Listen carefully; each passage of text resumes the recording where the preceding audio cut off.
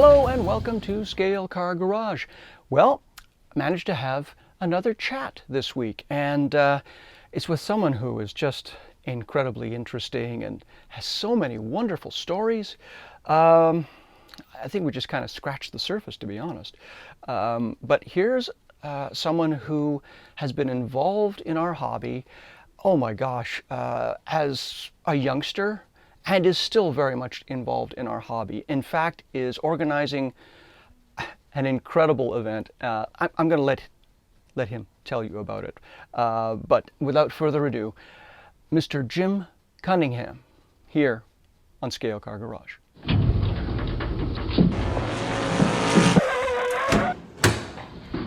Well, first of all, thanks for taking the time, because I know how busy you are with your proxy race organizing. I mean, that's Yeah. a job in itself. My goodness.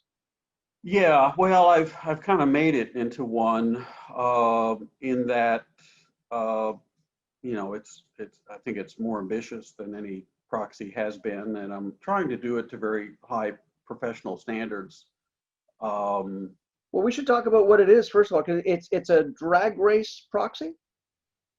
yes, yeah, Drag it's car, a right.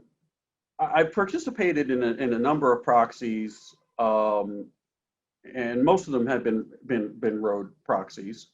And there was a group that has done drag proxies in the past, but yes, it's strictly a drag race proxy. And um, the nice thing about a drag race proxy versus a road course is that there's less chance of damaging the cars. It takes less time to race them. Whereas in a normal road proxy, if you've got a 6-lane track, you have 6 drivers, and each car is rotated to each driver, so they should have at least a 2-minute stint, maybe a 3-minute stint. So, by the time you get through each car, you can get through maybe 20, 30 cars in a day. Right. But with this event, I've found that the local drag track, I'm working with Chris Dunnigan, we call him Big Daddy Chris, at Batesville Hobbies. He's got a great drag program and a great drag track. And he does weekly racing, and he does some special races, and he does an annual he calls it a world championship event, and he typically gets 600 to 700 entries. And the purse, I think 2 years ago, was $5,000, and this year was $10,000. So it's a pretty big deal.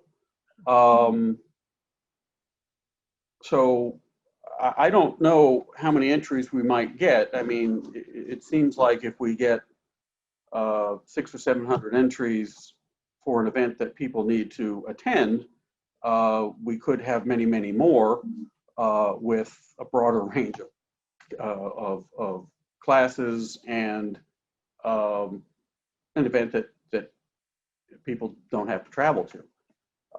But because the raceway, of course, is not doing very much, and neither am I, with events being shut down, we have the time to work through whatever number of entries we get.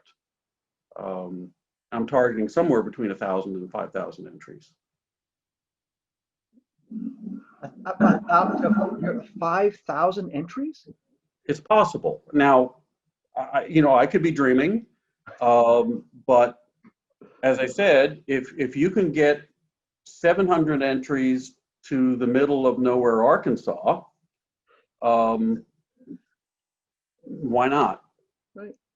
Right. Oh, wow. So, have you received any as of yet, or are you still We have a few. stage We are have you? a few entries coming in. I mean,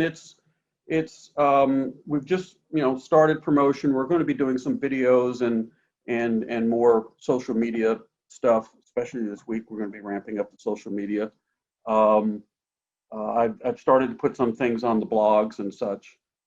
So we've got a number of people building cars. There's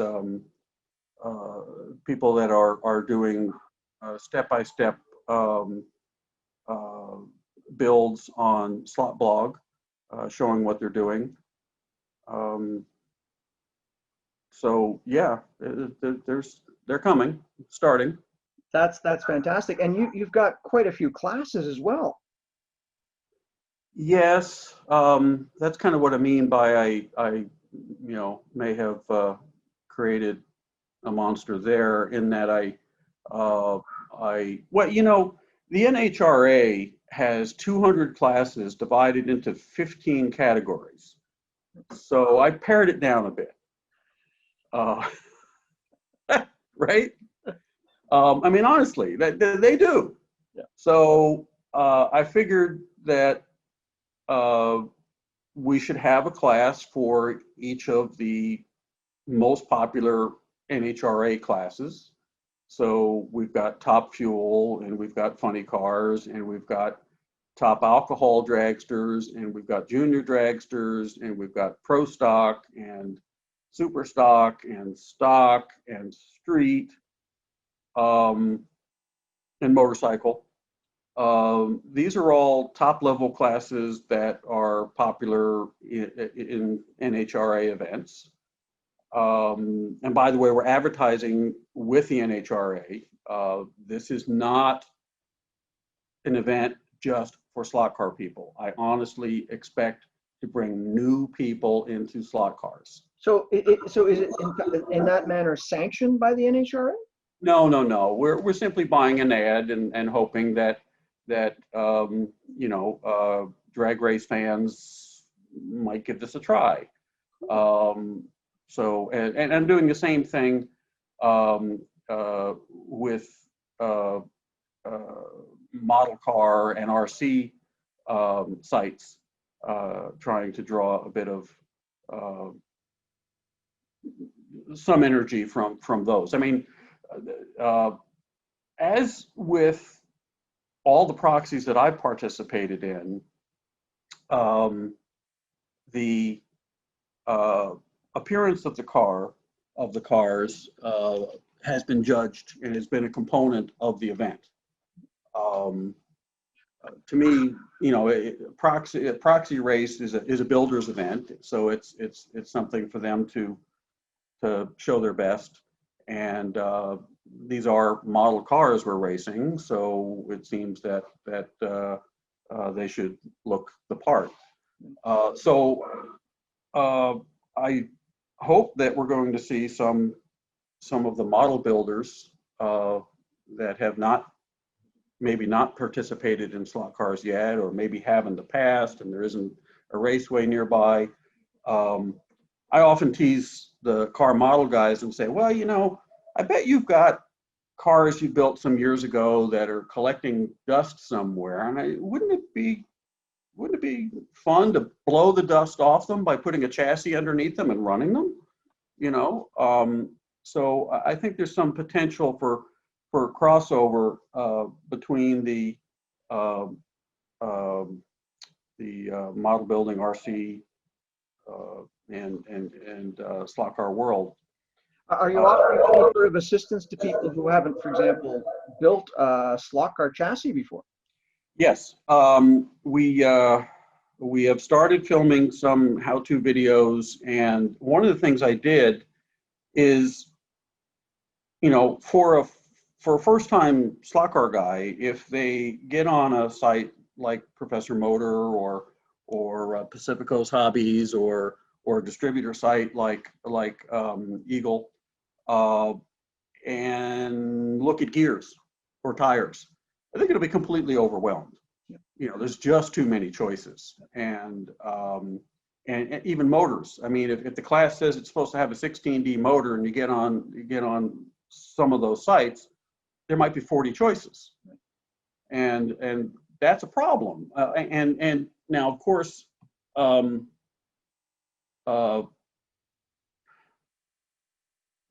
not only are there too many choices, but I studied every rule set that I could find that had ever been written for slot car drag racing before I wrote our rules.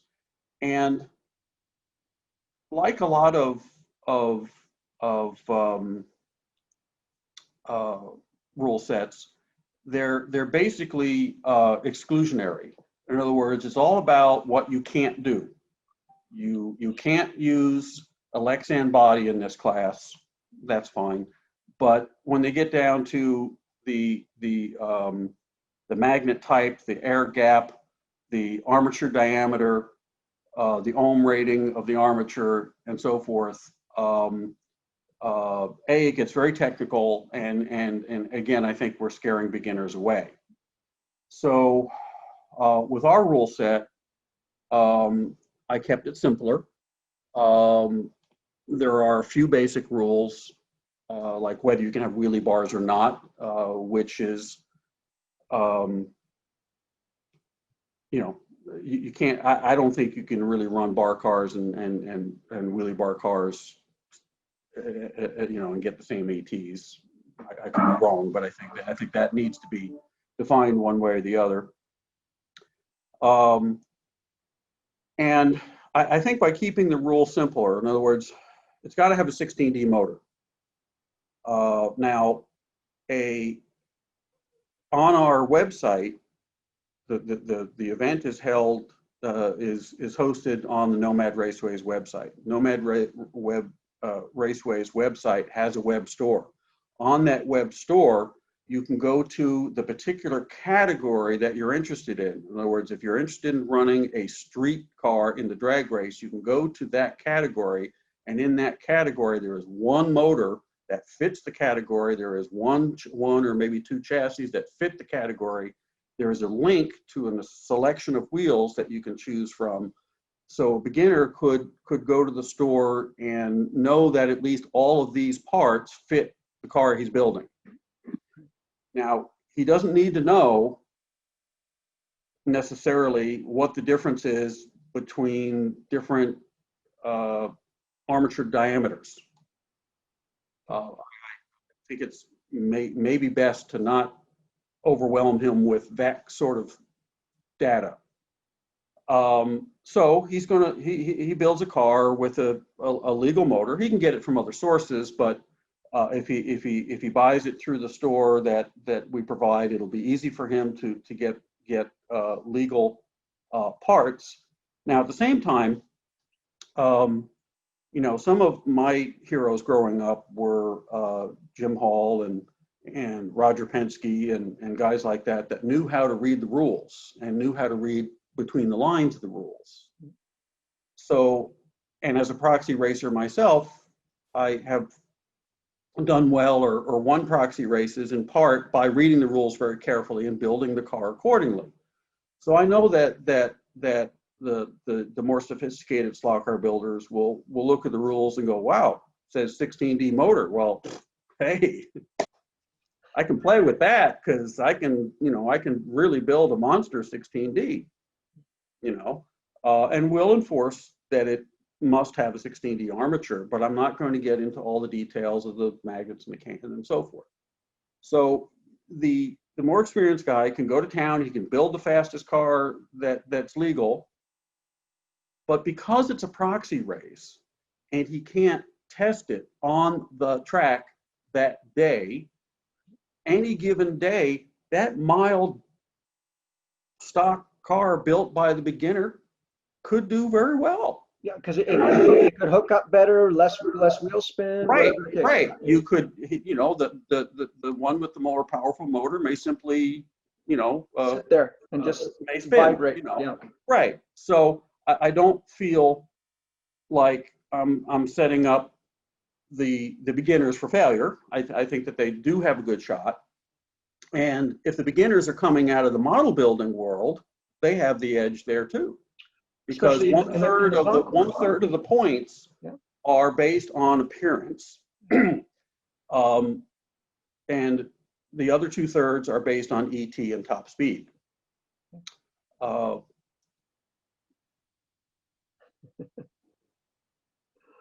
So um,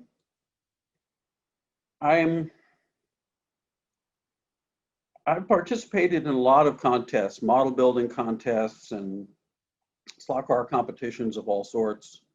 I mean, I've been racing slot cars since the space age. Well, I was Right? going to say, if you have just a couple of minutes to talk about your background in Yeah, slot let's do that. Okay, so slot car racing since the space age, and you know, I mean that. I mean, my heroes included Wally Schirra, who happened to grow up near my hometown in New Jersey. He was one of the original Mercury 7 astronauts, and I think he flew in Gemini and Apollo. He's the only one to have flown all three of those programs. And growing up in New Jersey, our first home was we could see the Empire State Building on the horizon, and then the second home it was an old suburban neighborhood. A lot of colonial stuff going back to George Washington slept here. He retreated through New Jersey numerous times, but apparently he slept along the way. A lot of the homes there had placards about that. Anyway, so it's sort of an old colonial neighborhood, but you could get on a bus and in 15 minutes be in Grand Central Station, New York. And so as a kid, my mom would make use of that. You know, it was a doctor's appointment or just a free day for some reason. We went to the city and we went to you know, Metropolitan Museum of Art and the Natural History Museum and the libraries and things in New York. So we made good use of the city's resources without actually having to live there, because New York, especially in the 60s and 70s, was still pretty rough. But anyway, Dad had auto repair shops and built drag cars in the garage. Mom became a nurse, became an RN, and the first model cars I built were with Mom on the kitchen table, and then Dad built a nice shelf unit in the basement that folded out to a table, and the family built a model train layout on that. It was a great family project, and all the little figures and buildings had a story. We had a great time explaining to guess what was going on the track. But once it was all built, it was kind of, you know, there wasn't much more to do with it. So when the Aurora Model Motors set showed up under the Christmas tree, I think it was 1964, that was a big hit. And it displaced the train layout. The train layout was given away. And I built my first scenic slot car track, an HO track there. In fact, I was one of those strange kids that took care of his toys. So this is my first slot car. It's a Corvette from or Model Motors. It's the old vibrator style, AC powered, very strange technology. But so that's what I started with. And very soon after that, that style became obsoleted by the Thunderjets, and this was one of the first Thunderjet cars that I had. So we had the HO track in the basement. The basement was a great place to be because in New Jersey, you know, the winters can be pretty hard, not maybe like yours, but still, you know, we could get several feet of snow at times. And in the summer, we had the Jersey Bomber mosquitoes that could pick you up and carry you away. You know, they were pretty fierce. So basement was a good place to be. And so I would build models and the HO track. But on the way home from school every day, I passed a newsstand and picked up the model car racing magazine or I had my Auto World catalog and all that stuff. I remember there were 3 magazines that were on the stand every month that featured slot cars. So Yeah, there was model car racing, model car science, and just model car, I think, right? well, there was Rod. What was it? Rod and Oh, Custom, I Rod and think was Custom a as well. Yeah, yeah. yeah. No, they were a full-size car magazine, but they always had a you know, usually a couple of articles featuring slot cars and models. So there was a bit of crossover there. Anyway, so I knew about the big commercial raceways that were popping up like dandelions by that time, and was after my dad to take me to them because they were all a little too far away, and I was probably a little young to go by myself. So, but about that time, my dad had been injured in a motorcycle accident. He was on his way to work and got whacked. So he was out of work for several months. And so it probably wasn't the great time for him to take me to the candy store when I had my shopping list ready with all those $12.95 cars, which, you know, in today money, that's, I don't know, almost $200, I think. So we went, and it was like, oh, you know, I'm going to take you, but we're going to watch, and maybe we'll rent a car and see how it goes. So we did that a couple times, and it was a big hit. And, you know, but I was told, well, I think the third time I thought, by now, he's going to buy me one, because I did really good in the first couple of visits. But he told me, he said, no, Jimmy, I'm not going to buy you a slot car until you win with this one. And he gave me a kit like this,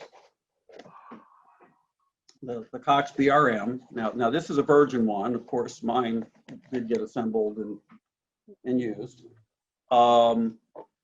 So he gave me one of the kits on my list. And so I built it, and I, you know, tuned it and practiced and so forth. And when I finally won a race, it was like, hey, Dad, ready for the next one? And so he had to buy me this one. What I wanted was the BZ BRM.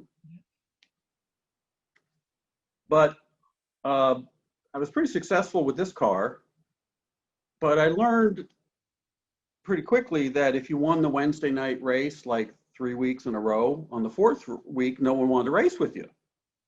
So, and besides, when you won, you got to get another car anyway.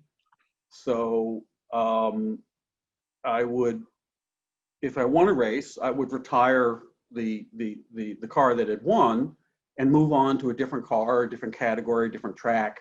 The first, we initially went to 2 tracks. There was one in Paramus, New Jersey. I think it was called Highway Hobby, and they had 2 or 3 tracks, and one of them was scenic.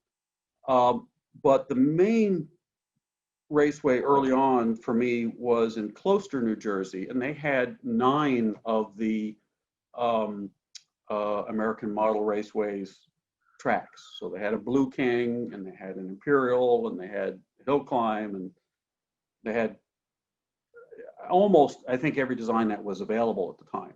It was a huge facility.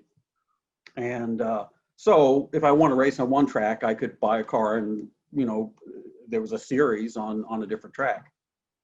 But that habit, and it was sort of also kind of a way to discipline myself in you know, if I discovered a new race and I went in and they were running, you know, Group 7 cars, which at that time were very expensive, I told myself, no, you can't buy one of those until you win with the lower classes. You start at the bottom class and work your way up.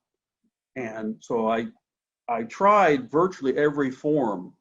You know, I did HO, I did wing cars in the, by 1973, I was buying chassis from Tony P. And motors from Montague, and attending, not winning, attending pro level national races with cars like, I think you have that here. Maybe I don't. I'll get it. Okay. Okay.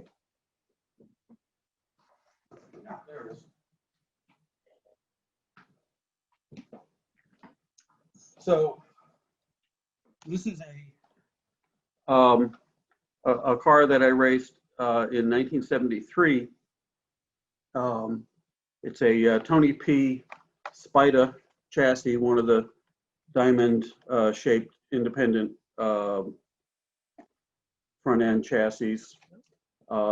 It's got the Pooch purple motor. So this was a state-of-the-art pro-level car, and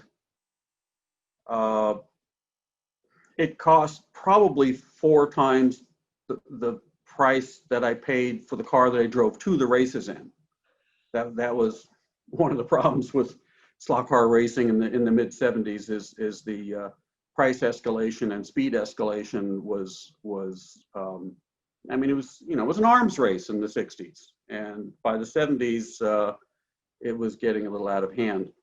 But this car only competed with this body in one race because I was, in addition to the slot car magazines, I was reading things like Popular Science and popular science, things like that. And I discovered a little ad or an article. I guess it was an article in the back of one of these magazines that mentioned this new material that a company had developed called a diffraction grating, and it used a mylar sheet with very fine grooves cut into it that gave this sort of rainbow effect. And at the time, the sort of prism rainbow thing was, no one had seen this before. I got some of the material by writing to the company. They hadn't released it to the public yet. It was kind of just a new, created in the lab thing. They hadn't figured out what they were going to do with it yet. It for a while was, of course, very popular in the sign industry, and you saw it later on drag cars and so forth. The cool thing about it is as the angle of light changes, it changes colors. It's got sort of a rainbow look, but also as it passes, it tends to shift color. So I used that material on this car, and the car was banned as illegal because the color of the car was too distracting. So it was one of my early crosses with the rule book. You gotta be kidding! You gotta be kidding! It was banned. It was banned. Yeah, there were other drivers complained that the car was too distracting. Now, in this light, it's not that wild. I don't know what you can see, but it under the lighting that they had at Elmsford Raceway, which is where I was running it, the lighting made it particularly effective. The track was black. The car was largely black, except for this color changing panels on it, and it really was something. And it was an effect that no one had seen. You got to remember that. I mean, I'm sure you've seen this stuff, but back then it was like, what the heck is that? And they banned it. So it's okay. So the car survived. That's amazing. Holy cow. So is that as far as you took the pro racing sort of side of your experience? Yeah, pretty much. I haven't really, I participated in national events in California at Buena Park, I think as late as 2003, 2004. My company sponsored the Nationals, and I think I ran a car then, Group 12, not any open cars. But yeah, the last time I competed in Group 7, which is the most unlimited high-speed class, it was with that car. Frankly, it was just too expensive for me and required too much travel. You know that you know. So you would have been competing against guys like Sucrus? Yeah, Yeah. yeah. And what about Chris Jose? Morrissey, Stubby, Tony P. The crew up at Nutley was not far away. Did you ever compete against Philippe like? Gillespie. Oh, what about Jose? Oh, Felipe Gillespie. What about Jose Rodriguez Jr.? Maybe. I'm not sure about him. I know of him, but I honestly don't know for sure if he was at any of. You know, I was on the East Coast, and I think he was mostly running the West Coast stuff. He probably would have been at the Nationals, so maybe he Oh, was there. I thought he was based in New York for some reason because he used to write Oh, the you model. could be right. You could Yeah, be right. I think Sandy Gross was more west, wasn't he? No. Yeah, that sounds Yeah. right. And then there were the Rusket guys from the '60s. I don't know if any of them continued on. Howie and company, I don't know. I think Howie was out by then.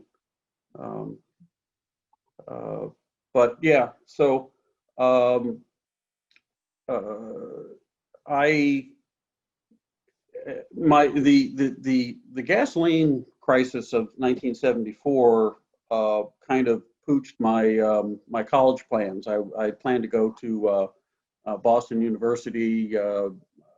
My dad had a new job there, and the plan was to sell the house and move from New Jersey to Boston, and I could afford to go to Boston University, in part because we were going to be living right there, and I didn't need to pay a dorm or anything else. When the gas crisis hit, Dad's job didn't happen. So we stayed in New Jersey, and my college plans were kind of out the window at that point. I could barely afford to go to Rutgers, the state school, but my family had, in the summers, my parents packed all the kids into the country squire wagon and the tent trailer, and we would tour the country. And so I'd seen a lot of places, and my grandparents had moved to San Diego, and San Diego was one of my favorite places. So I decided that would be a good place to establish residency, because at that time the California state college system was very inexpensive if you were a resident. The most expensive part of attending state school in 1974 in San Diego were the parking fees. So if you didn't have to drive to the campus, it was really inexpensive. So that was the plan, and I was a bit of a cyclist. So I brought my bicycle and slot cars to San Diego, stayed with grandparents briefly, started using my model building and slot car skills to repaint bicycles for the local club members and friends. And before long, I was hired by Mazzi Bicycles in Southern California. An Italian, arguably one of the finest bicycle builders of the day, had established an Italian-style custom handmade bicycle factory in Carlsbad, California, and I became the painter for them. someone interrupted my plans to go to college because that job led to much deeper involvement in the bicycle industry. The master builder at Mazzi was a man by the name of Mario Confente, and he was an amazing craftsman. But the Mazzi company at the time was, I don't want to get too deep into that, but anyway, there were problems, and and Mario wanted to leave and go back to running a one-man custom building shop, which is what he had been doing in Italy. He had actually been subcontracting to Mazzi, building high-end bikes for top pros. And when he came to the United States, they had geared that up, and so he had a larger crew to work with, and he wanted to get back to individual custom building, but he didn't paint, and his English was limited. So we got together, and I helped him start his own business, and he built frames and I painted. But I could always paint more bikes than he could build. So I geared up my refinishing business, which became a company I called Cycle Art. And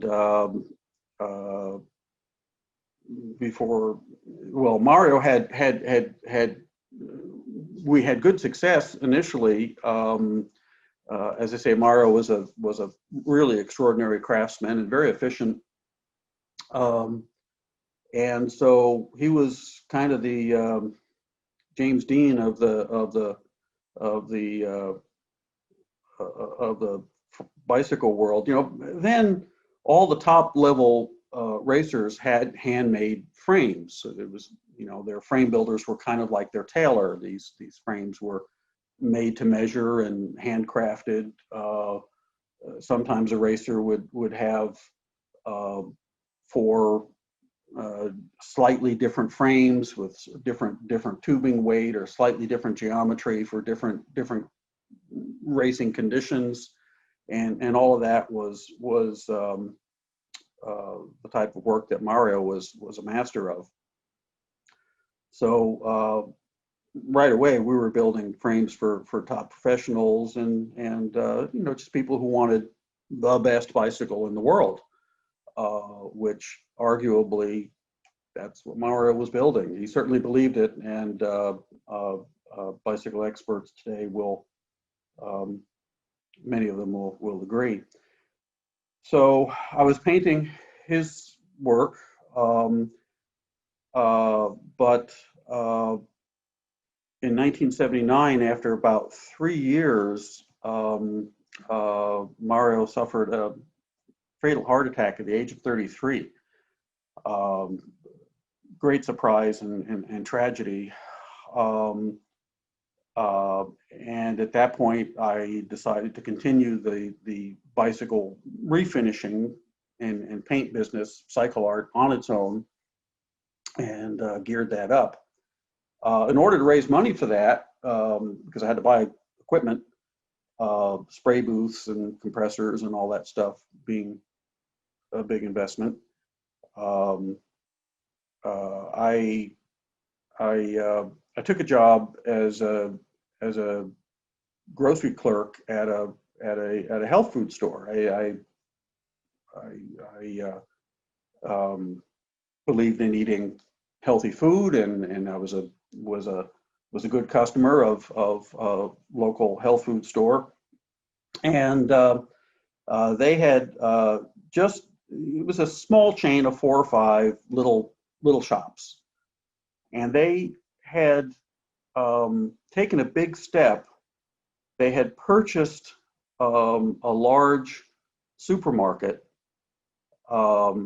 near San Diego, and their intent was to gear that up so that this was so that people who are used to shopping at a supermarket could go into this store and shop the normal way, but get all healthy product. It was sort of the prototype for Whole Foods. You know, prior to this, if you were into niche health food, you went to maybe a specialty bakery and maybe a specialty cheese shop and a little, funky health food store. So this was one of the first full-blown supermarket style health food stores. And so I came in there as a clerk, based on my experience doing the same work for normal supermarkets during high school. And the place was just exploding. It was a huge hit. This large supermarket, which had died because it was on sort of it was oriented on, it's a lot of canyons in San Diego, so it was on this sort of peninsula, and the competition had built a new store on the approach to this one. So it died mostly just because you had to go past the new store to get to the old store. So, but now that it was a real destination spot, man, it took off. But after just a few months into it, apparently the bankers got nervous, and their take on it was, well, yeah, you're busy, but your labor costs are significantly higher than they should be for a supermarket. Their expectations were that the cost should match up to the local what they would expect at the local Safeway. But the local Safeway didn't package their own dry goods. They didn't have hand-cut cheese. They didn't have nutritionists on staff that would advise you on nutritional needs. Ours was a much more customer service, and we had people with real expertise. So the management, basically everyone except the owners who had come over from the health food chain, basically were all invited into the meeting where they said, hey, we need to cut our labor costs in half. We just need to cut everything in half, or the bankers are going to come down on us. And they said, can't be done. And they all left.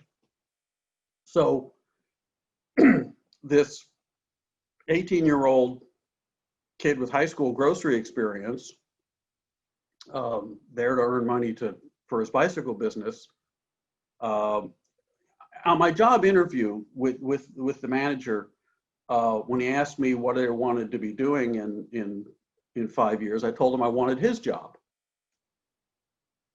Well, I got it in 3 months, right? I had my hand up, and they didn't want to pay, top wages. They kind of liked what they were paying me. They paid me a little more, but they weren't gonna go out and hire, top level staff, because the bankers wouldn't have it. So I ended up running the grocery department in this large store, and it was one of the first times I really got thrown into something that was probably over my head, and I pulled it off.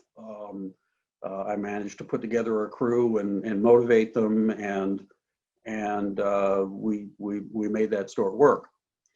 But one of the things that store did was they had a full bakery that did all their own bakery goods. One of the differences between what they were doing and a typical grocery store, if you're the local grocery chain, Safeway or whatever, and you've got a soda aisle. The Pepsi truck rolls up, and he brings the stuff in and he stocks it for you. And the only thing you have to do is prevent him from taking more space than he wants, because they will push and battle for space on your shelf. And Nabisco and, you know, Procter and Gamble, they've all got reps that come in and they're all negotiating for, we want more. That's one of the reasons that there's, you know, 87 brands of cornflakes, is because if you've got more packages, you can take up more space on the shelf, and that's gold to them. You know, the Procter and Gamble school of marketing is to make, you know, 7 different detergents. You know, there's really no difference between them, except that then you get 7 times the shelf space. So we were doing things differently. When the Nabisco guy came in, it was my job to go through his product line and determine what we could carry that met our standards. And I remember how shocked he was that here he is, he's from Nabisco. You know, he's got saltines and he's got Triscuits and he's got so-and-so. And I'm going through it and going, wait a minute, sodium benzoate? No, that's out. And, you know, I went through and went, do you mean to tell me that the National Biscuit Company has exactly one product in your entire product line that we can carry? I'm only going, you know, this Roman meal, that's it. That's the only thing I'm going to carry. He couldn't believe that a full-size store was not going to give him more than one slot, because that was the only thing that met our standards. So we maintained those standards, and we baked all our own bread. They did sprouted breads and all the hard to do stuff. And I met Susan, my wife, who was working in the bakery. So after working at the grocery store, health food grocery store, I would go home and home. Well, I ended up moving into a workshop next to what remained of the Mozzie bicycle factory. The company had downsized, and I had worked out a deal with them to paint bicycles there. But they had gotten rid of the big fancy spray booths and so forth that they'd had at the large factory, and they built one themselves, which was garbage. All it did was circulate the dust and throw it back up on the wet paint. So I redesigned their paint facility and prepaid my rent there by basically equipping the shop. You know, it's my equipment now, and so they gave me rent to use it.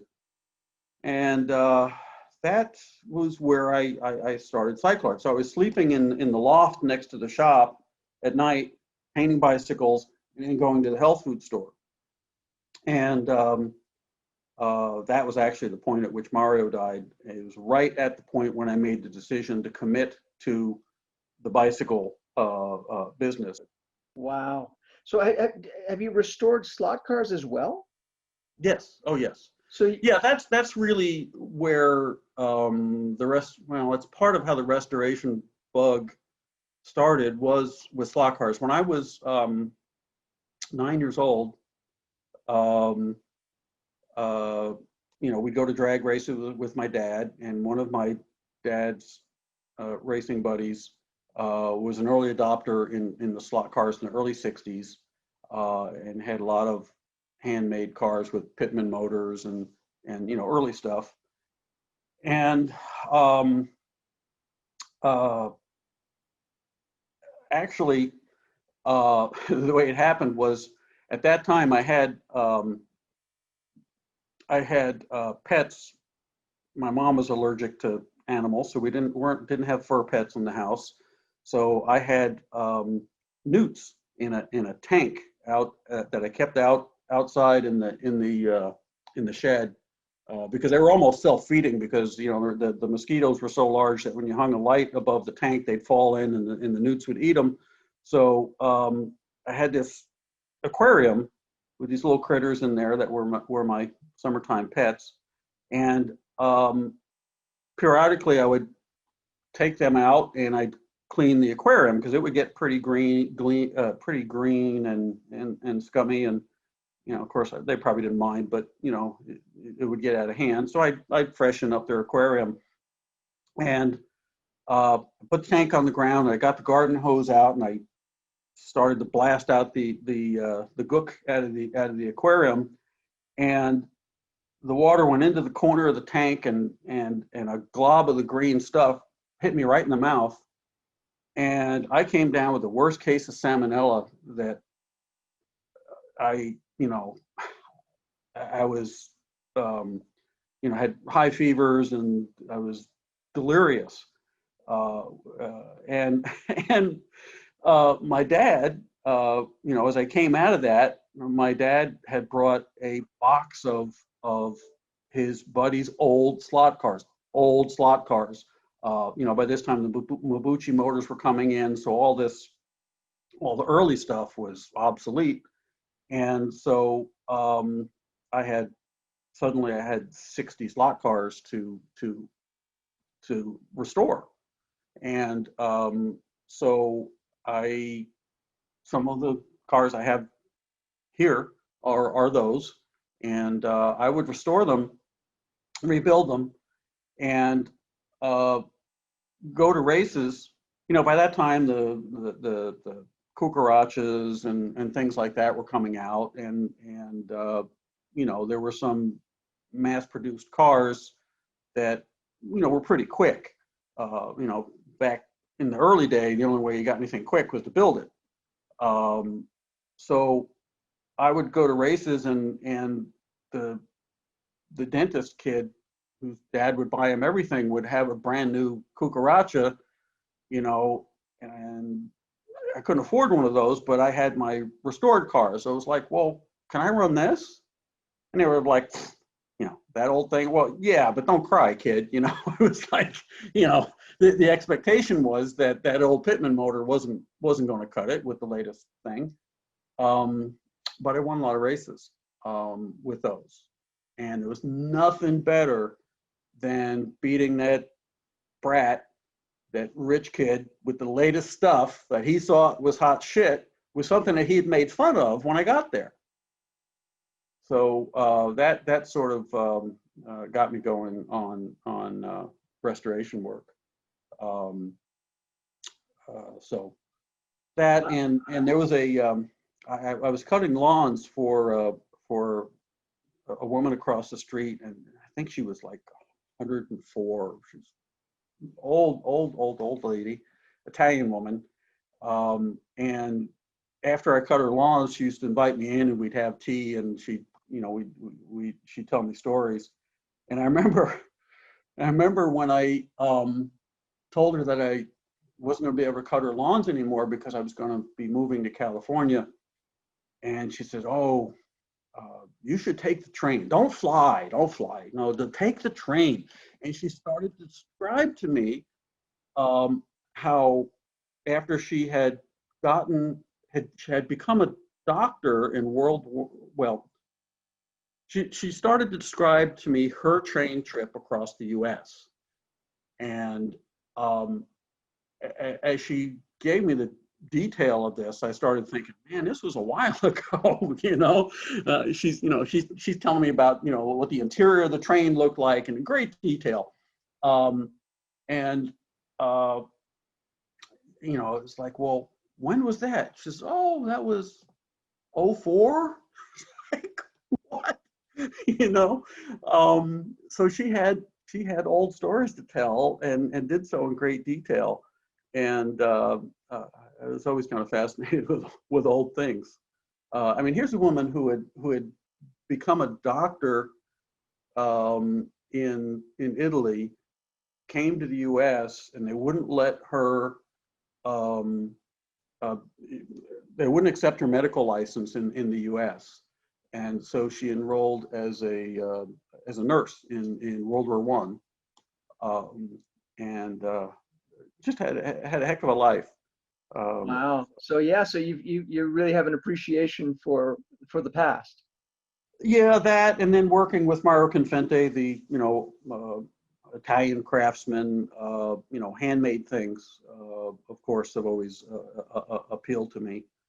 So that all led naturally into all the restoration work and the handcrafted stuff that was cycle art. But I as I started to as cycle art started to plateau, I put a small slot car track in the corner, and well, I was racing, and I founded a club to produce events.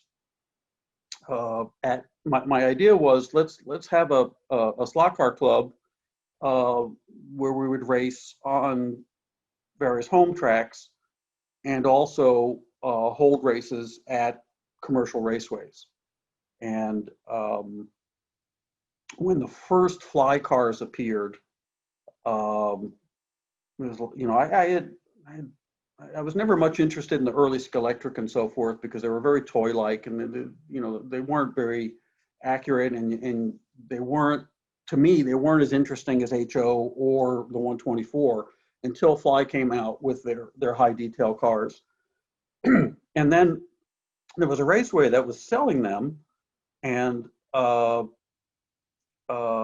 El Cajon, California, and he had a king track, and he had a hill climb, and I said, well, I'm going to buy that car, and I want some time on the hill climb, and I'm going to run it over there. They said, no, you can't do that. You can't run those on that. I said, well, I can try, and you had to really drive them, but I ended up starting a race series for Fly and similar home set cars run on commercial tracks. You could add some lead and true the tires and maybe put a little bigger guide on them. And so the series we had several classes. One was based on home set cars, and another class required that the car either be scratch built or have significant scratch built or vintage components. And we did it all in a bracket format where we do a qualifying session. I put the qualifying time into a spreadsheet, and during the race, if you broke out of your qualifying time, the spreadsheet would reset your handicap, so you couldn't sandbag. And I ended up running a series for 2 years. We had great attendance for every Saturday night for 2 years, running these cars that couldn't be run on the commercial tracks. And that led to Nomad slot racing as a club, and we took that to other raceways. That led to an event focused on on vintage cars. Actually, this T-shirt, Dyno Derby. I remember that. Yeah, I remember that. Dyno Derby Slot Car Reunion in 2003, I think it was an event that I produced for vintage cars, and it was that same bracketed handicap format. And the beauty of that was that the rules didn't have to specify you could only use this motor and only that chassis and et cetera. You could run whatever you had, and as long as you were consistent and kept it on track, you could win. So I always thought that was a was a pretty good formula, and I think I did 3 of those events at 3 different raceways, and at one of them, actually 2 of them, I think, Paul Sturrett attended, had a great time. I had Philippe de L'Espinay judge the judged component, along with Bill Hoskins. Bill Hoskins was a fabricator that built Genie Trans Am cars and, excuse me, Can-Am cars, and did some work with the Corvette guy. Anyway, he was a fabricator of real race cars. So between him and Philippe de L'Espinay, they did the the judging of the Concours component of the races, and the rest of it was bracketed. We even had some Germans come to the event from Hamburg to San Diego to attend. Brought some beautiful cars. But Paul Sturrett had a great time at the event, and he basically formulated what was to become the what they call a Division 4 retro series. And I had a discussion with him when he first showed me that. It's like, well, yeah, you know, it's not, at first he called it vintage. He said, we're going to be racing vintage stuff. It's like, well, yeah, but you're using the little Chinese motors. And so that's not, you know, I mean, you know, if you look on eBay, there's lots of real vintage stuff available. And if you use this bracketed format, you can run any of it. So, you know, why not do that? Yeah, proved it works. Why not do that? And he said, well, no, we want to do it this way. We're going to adopt some, you know, a rule set similar to the rules from 1968 with the inline motor but we're going to use these Chinese motors and okay. So his variation on that went on to become retro, which is the form of slot car racing I probably most enjoy today. I've built a couple dozen retro cars and bought some. So. Wow, and so were you racing those just in California, or when you moved away as well? Well, in California, I founded the club. I did some events. I put a slot car track and got commercial accounts. Well, let me back up. So I had the club thing going in my personal racing, and I'd done some events, and I was getting a little frustrated with cycle art. Actually, it was a real critical moment. Is cycle art had gotten to the point where I did customer service in that I would help customers figure out what they wanted, give them advice on restorations. I would attend and produced a number. I did 13 years of shows for vintage bicycles. I had ambitions of creating essentially a Pebble Beach for bicycles. And we did a series of shows called Concours de Cycle Art, where it was a judged competition. And the part of the idea of the Nomad Club was to visit more raceways and more clubs, and to kind of decide if there was a way to do a slot car business right. Having seen so many of them fail, you know, it seemed an obvious thing not to do. And so, you know, I did the club, and I wrote a business plan for a, a, a slot car business that was a little different and combined what I thought was some of the best elements of the clubs and the raceways that I had seen succeed. Um, so I shared that business plan with several of the club members, and uh, two of them were real excited about it and wanted to participate.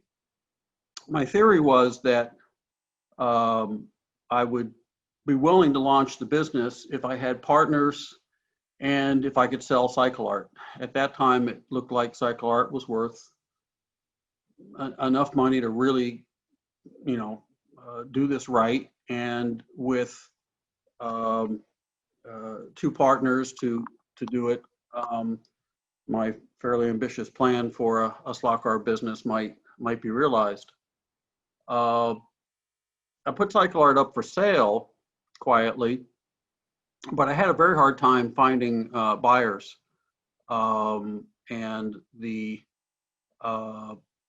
partners or the wannabe partners for the slot car business were getting anxious, and so I launched Nomad Raceways as a business really before selling cycle art. So now I had two full-time businesses.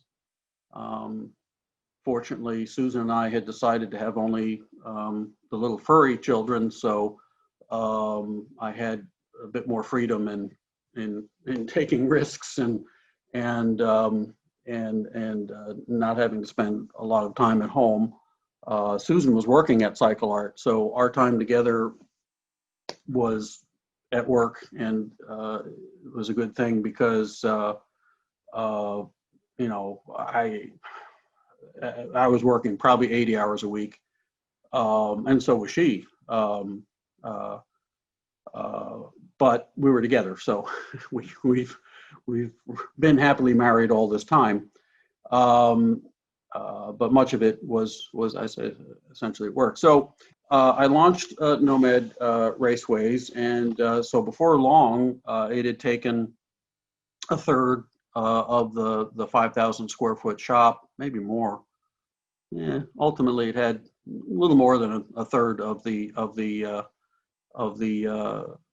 bicycle facility, and part of the difference between it and commercial raceways is I avoided the traditional 8-lane commercial tracks, and instead most of my tracks, not all, but most of my tracks were based on the Carrera system.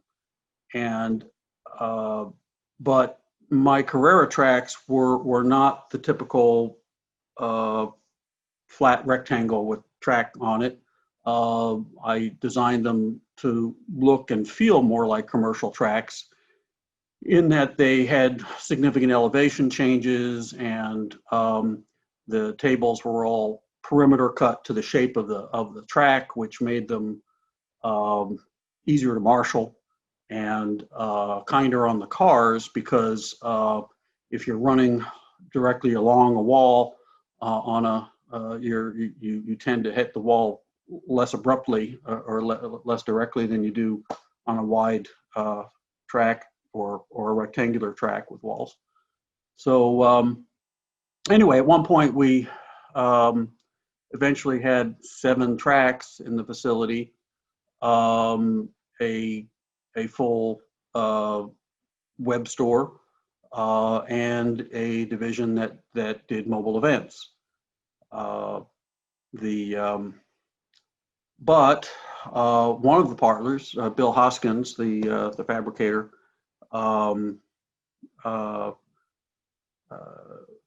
came down with terminal cancer, and I had to buy his wife out, and then the other guy who was supposed to be the IT guy, he got cold feet. So instead of having 1/3 of one business, I ended up with all of 2 of them, which made me about 6 times busier than I'd planned to be. And Cycle Art still hadn't sold. And that situation where I had the two businesses in one facility, which, I mean, it was a very nice manufacturing building, but it wasn't ideal for a raceway. Um, uh, I eventually found I looked for years and years to find a better location to move the slot car business out to. And I finally found one that I was really excited about, and almost pulled the trigger on that.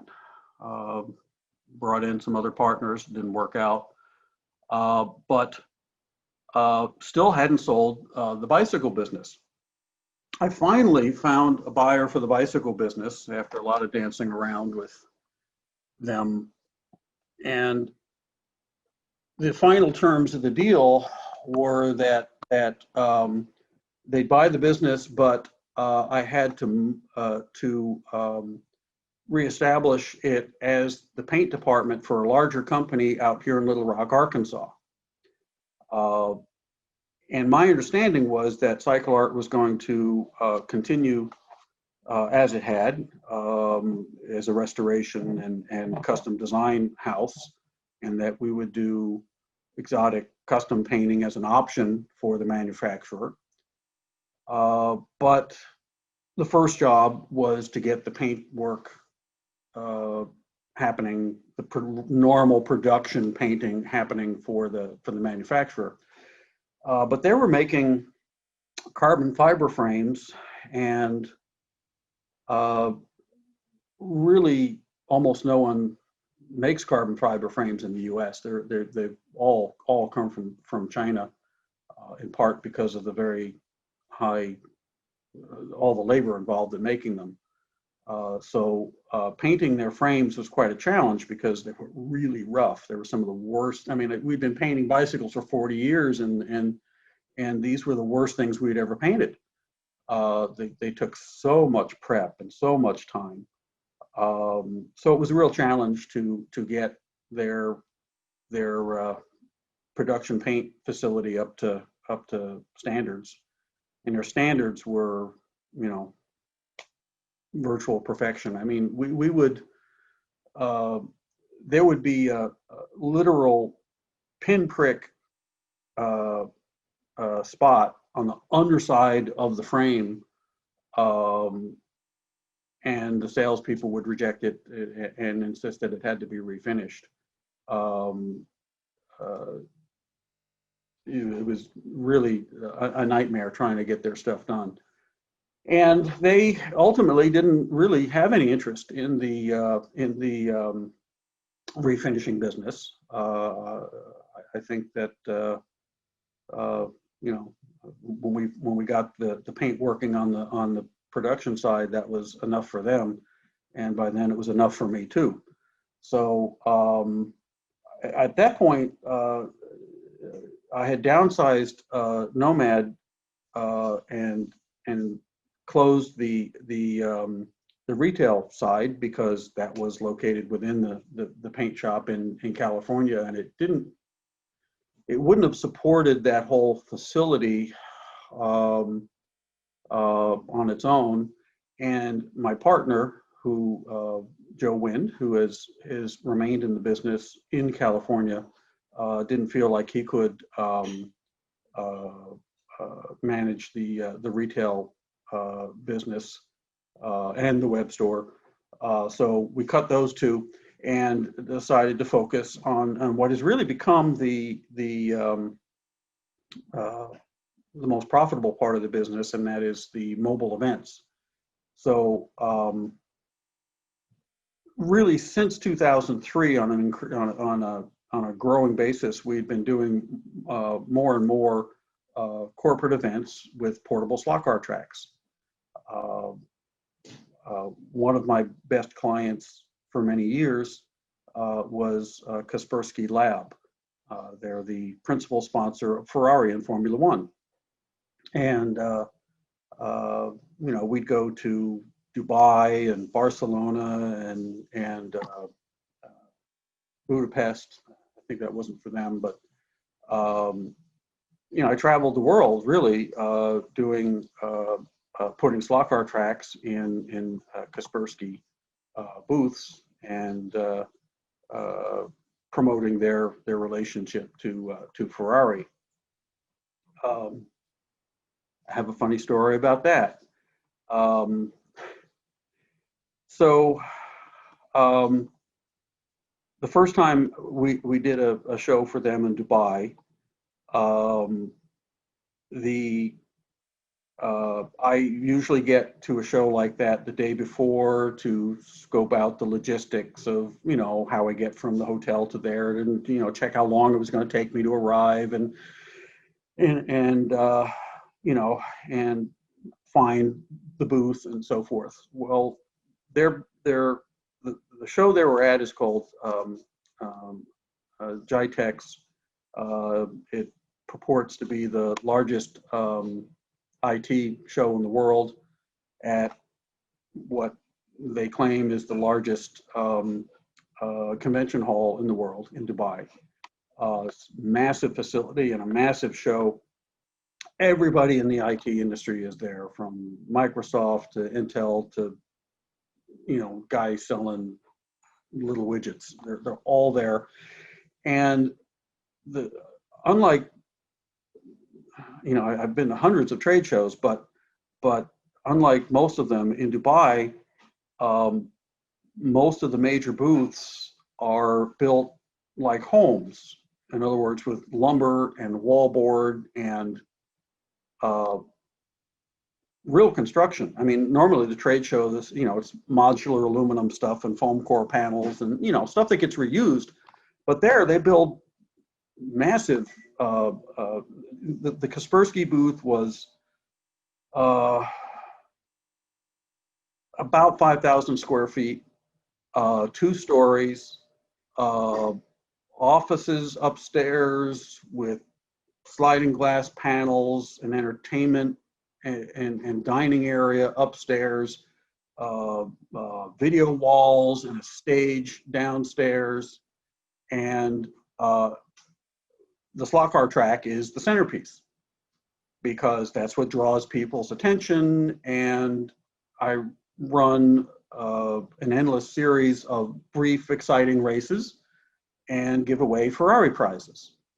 So anyway, I get there the first time I arrived to this hall. Of course, the infrastructure in Dubai is just amazing. It's everything's new and it's clean and it's the most you get on the train and it's just the most expensive thing possible. Anyway, so I arrive at the show, and I know it's a massive show and everybody's there. And I know from experience how expensive it can be. If you want to hang a sign above your booth and you have the sign, it costs a lot of money for them to just hang the sign up for you, or to get the permit to do it. I know how much things like that can cost at trade. I mean, at shows like this, you buy a Coke and they're $6. So I get to the show and I'll give you this picture. And there's this large courtyard out in front of the main entrance. The main entrance is a row of doors, a block wide. There's a wall above this row of doors that's probably 30 by 300 feet wide, a wall right above the row of entry doors, because a lot of people are going to go through there. And covering that entire wall is the Kaspersky banner. They branded the entire front wall of the show, right? They made it look like it's their show, right? And I'm there and I'm thinking, maybe I didn't charge them enough for this slot car booth because, geez. Anyway, so, and as often happens at these shows, they have a special like magazine that they do each day of the show. Everybody, gets a magazine that features, the speakers and what's happening, and the reporters do the what's new on the, at the show. And at probably a dozen of these shows I've been to, on the first day, we're the cover photo, the slot car track, you know. Now, in that case, it maybe wasn't so surprising because Kaspersky had thrown so much money at the show that maybe they felt they should pay them a visit. But, I mean, Microsoft was there, and, Symantec and everybody else, it was a huge show. But so at these events, if I'm going to run the slot car track, I am often the first guy there to set up the cars, make sure that they're right and the spares are right, and the track is dusted, and everything's working. I get there early, and since the track invariably draws a crowd, unless the client somehow manages that crowd or sets up a line, there's rarely any time where I can look at people that have been waiting 15, 20 minutes and say, I'm taking lunch break.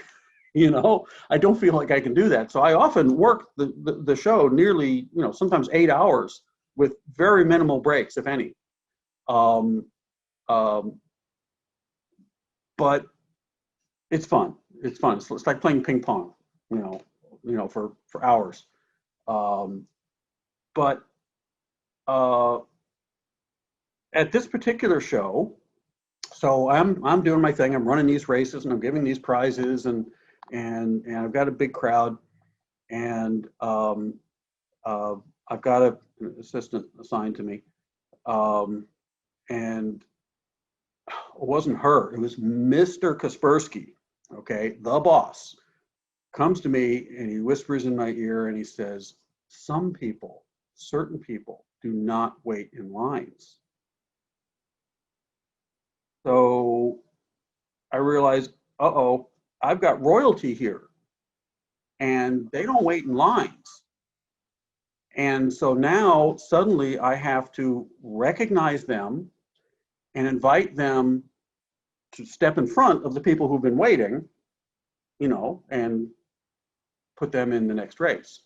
So that was kind of a challenge because, 30%, maybe 40% of the people there are in traditional dress. And well, did you have like a spotter's guide or something, or? I got a real quick lesson from, I had an assistant assigned to me.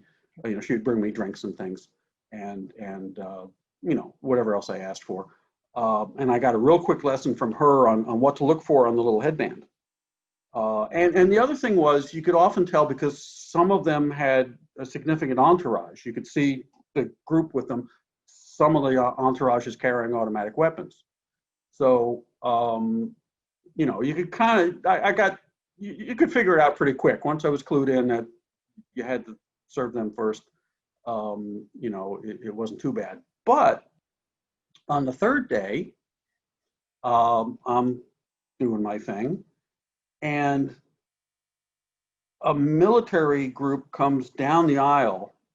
Again, all these men carrying automatic weapons come down the aisle, and they're shutting down everything. They're like, you stop, don't move, right? And so, this military group comes in and shuts down everything in the area, and then 30 ministers come in all in a row, and here's the emir. He's there to race with Mr. Kaspersky, and this was a concern in part because although I felt I was doing a pretty good job of inviting the various princes to race, at least once and maybe twice, when a prince didn't win, they got pretty pissed off. Throw the controller down and storm off. They didn't win. I was very glad that the Emir won his race. Well, well, obviously because you're here. Yeah, well, yeah. It's a very strict country, but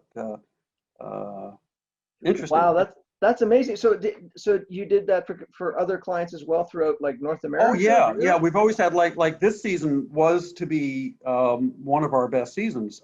We had we were going into our third year with Acura.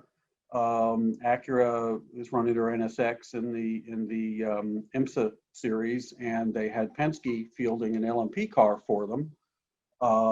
So we attended not all, but most of the IMSA races with slot car tracks in the fan zone.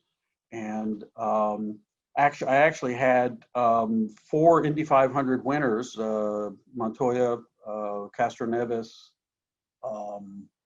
The other two are escaping me right now. There was a Rahal there, I think.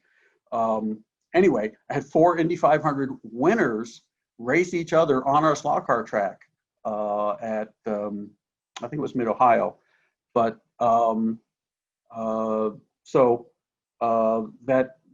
we had intended to continue with Acura. We were talking to Honda about doing the Indy series, and we, for the first time, had sponsored a car in the Xfinity series. We had our logo on car number 28, Colin Garrett's car, and we were planning to go to most of the Xfinity events, mainly to entertain their sponsors and VIPs and so forth. That all evaporated in March. And, in addition to that, we do birthday parties and bar mitzvahs and, all kinds of company parties. And I've done all kinds of events. And we have, I don't know, I think 11 different tracks. And we adapt them to the needs of the client. I mean, in a trade show booth, for example, I was fortunate in when I got into doing trade shows. One of my racers at the race center, well, I got a call from a company called MC Squared, and they wanted a slot car track for their booth at the most incestuous trade show of all. Can you guess? Incestuous. Oh my gosh. Oh, I'm okay. Is it adult friendly? No, yeah. It's nothing sexual. Oh, okay. The most incestuous trade show of all would be Exhibitor, the trade show for people who do trade shows. It's a trade show for trade shows. It's a trade show for trade show people. Yeah, right. So MC Squared is a company that builds trade show booths, and so they're exhibiting at the show where you can go to buy your trade show booths for your trade show. So there would be people who had booths, people who did curtains, people who did tables. Right, Gotcha. right, exactly, all that stuff. So, but at this event, if you're in the trade show industry and you can take a course there, and to learn, the profession, and MC Squared is one of the biggest players in that industry, and so their people taught the classes, which they called, since you could go through essentially like a whole college semester in this one weekend trade show, they called it the fast track. So they were going to have a fast track in their trade show, in their booth, right? Well, being big players in the trade show booth industry, this is 2007, right before the 2008 crash. They build impressive booths. In their case, it was another 2-story booth, and it was quite elaborate. And so they told us kind of the size they wanted, and they wanted 4 lanes and, you know, at least 4 players. And they wanted to hold races that they could score, because the prize at the end of each day was going to be an all expense paid trip for 2 to the 24-hour of Le Mans. So we had to be sure that the races were fair, and that we could track however many people showed up at the track and record their names and all that stuff. And one of the concerns was, one of the reasons I managed to get this contract is one of my racers, when I told, you know, the guys in the shop, hey, we got this call from these trade show guys, and she says, well, what's their name? She says, MC Squared. She says, oh yeah, I used to be their buyer, right? So when we submitted the contract to them, it was written by somebody who used to do the buying for that company, right? So we knew exactly how much they could spend on such a thing, and you know, all the terms of the contract and everything looked, you know, like so no pun intended, but you had a bit of an inside track. we did, right? So we got the deal, and they gave me the deposit to build this track, and the deal was we were going to build this track for their event, but it was a one-time thing for them. So we would own the track. They weren't going to keep it. So it was custom designed for trade shows, but it was to be our track. But one of the concerns was, I learned quickly that in the trade show industry, if you're going to do an entertainment or a game in your booth, basically it should not take more than 3 minutes. I mean, if you went to one of their classes, that's one of the things they teach you. If you're going to have an entertainment, make sure it's like a 3-minute thing, and that's it. And you know, they had the data to show why that was true. So it's like, okay, well, we got to run a fair race, 4 racers, 3 minutes. I can imagine half that time going away trying to do the lane rotation. And it's not a fair race if we don't rotate them on a 4-lane track, right? So my solution for that was that we would build a relay system into the track that would allow the drivers on the driver panel. The panels would be numbered 1, 2, 3, 4, and on the driver's panel there was a light with the color of the lane that they were driving. And at the end of each heat, the driver number and the color bar on the screen would change, and the light on the screen would change. So it would be easy for them to understand that now they were driving the red car first, pause, now you're driving the blue car. Blue light, blue stripe, blue car. And we could go very quickly from heat to heat to heat without having them put down the controller, everybody step to the left, only you come all the way over here and go over there, you know, all that stuff. That would take time. So we designed this track, and one of my other racers had been an electrician of some sort in the Navy, and he volunteered to build the relay system that was going to control this all that switching, which apparently is fairly complicated. And so they'd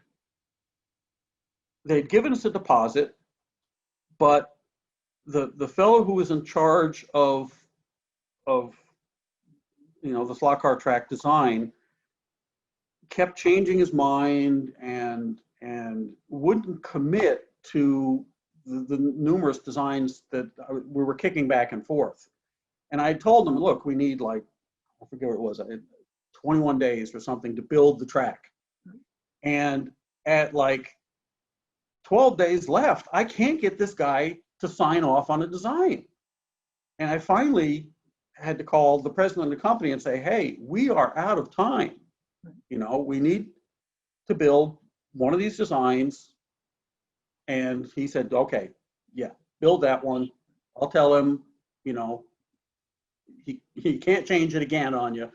So build it. So we were really down to the wire to build this thing. We were, you know, we had whatever time I had budgeted extra was gone. So now it was all hands on deck to build the track.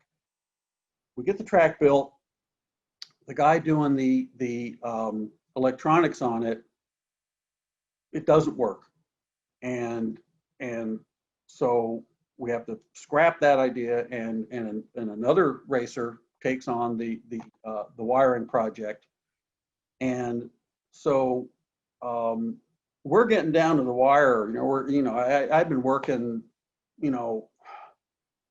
for a week on 4 hours a night trying to get this track done. And when it comes down to the point where we have to get that track on a trailer and to get it there on time, the electrician, the new one, is still under the track, and he's like, well, maybe I could finish it in the trailer on the way up. It's like, no, please, we'll make up some time somewhere, but I'm not going up there with a track that's never been tested. So he finishes the job. There's all these relays and switches, and I mean, it had, sound system, it had a video system, so that in between events, it would switch over to playing a DVD on the monitors. There's a lot of electronics going on this track. And the switching thing had never been done before. This was a total prototype situation. So we finished it, we tested it, one race, it worked. We loaded it in the trailer, we bounced it all the way up to Las Vegas, right? Holding our breath, hoping that all those relays and all that wiring stays together, right? We get to Las Vegas just in time to set it all up. I've got the floor plan for the booth. We put it exactly like within an inch of where it's supposed to go on the floor plan. We test it, I don't think even we tested. We got it in position, and when the designer who I'd been hassling with on the phone comes in, and he looks at it and goes, I don't like the color. I pull out the Pantone chip for the Pantone that he specified, and it was yellow, and laid it on the track and showed him that it is a dead match. Now, from the bicycle painting and restoration, believe me, I can do a color match. Yeah, you know your stuff. This is kind of your bailiwick here, isn't it? So he gave me a Pantone number. It was the track was exactly the right Pantone number. So I was like, okay, well, here's the color, right? He agreed it was the color, but he didn't like it. And I know I asked you to put it this way, but can we take it apart now and move it 180 degrees? So he wants to repaint it and move it. And the president was there, and for some reason he let him do it. I don't know who this designer is or what he did for his job, but for some reason, the president said, okay, yes, let's do that. So we finally get the track reconfigured, set up again, painted. It's now 11 o'clock at night. I've been working nonstop for a week on 4 hours a night sleep. I take the crew out to dinner. It's in Las Vegas, and we're staying in the that pyramid-shaped hotel, which gets, at least at that time, got like no cell phone coverage. So we go to dinner. I get to the hotel room, and it's like, oh, I'm going to be able to get 8 hours of sleep before I have to go and run this thing for the first time, with all this pressure. And I get into the room and there's a red light on the phone. They couldn't reach me by cell. I call in, I got a message, and the message is a forklift has run into the track and knocked it over and punched a hole in it, and we think you need to come down and fix it. So we go back to the track, spend another, 4 or 6 hours repairing the track, right? Get it back set up, get maybe 2 hours of sleep, come back the next morning, and it's go time. So the doors open for the show, and we're like one of the biggest booths, and we're kind of front and center. The doors open and a crowd comes through, and there's an entourage with a bunch of like TV cameras and something, and they come right over to us. It's like, great, first race, I got TV cameras, right? And in the middle of this group, there's a little boy, he must be 7 years old, and he's wearing, these are not pajamas, this is not a Halloween costume, this is a real Ferrari driver suit, right? Can you buy a real driver suit with Ferrari logos on it for a 7-year-old? I'm like, who's he? Yeah. Right? So, and this guy says, well, my friend Bruno and I would like to race on your slot car. Can we have a race on your track? Sure. I don't know who they are, but so we set up a race, and for Bruno and the guy and 2 other people. And while we're setting up the track, one of the things I noticed was that the salespeople in the company seemed really stressed. And I learned later that this was because and one of the reasons that we had been delayed was that there was a real battle within the company that went something like this. One side said, fast track, get it? They'll love it. It'll be fun. Yep. And the other side said, the demographics of this industry are clear. 76% of the buyers are women, and you're bringing a boy toy. It's not going to work. And they were like this, back and forth with each other, And so that's why, there had been a delay in having us come in, and half the company thinks that this thing's going to be a flop. So I run a race.